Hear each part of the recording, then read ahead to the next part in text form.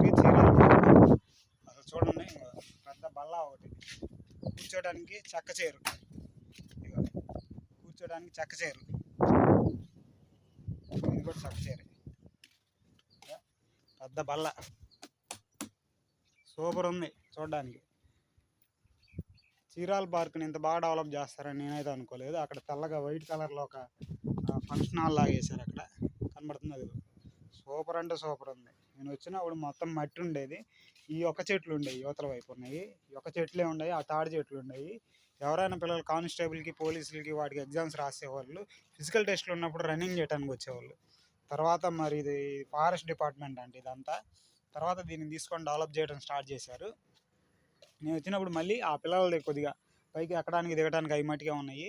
తర్వాత బాగా డెవలప్ చేశారు ఈ పార్క్ని. ఎవరైనా టూరిస్టులు ఉంటే వచ్చేవాళ్ళు ఈ పార్క్ ఖచ్చితంగా రండి.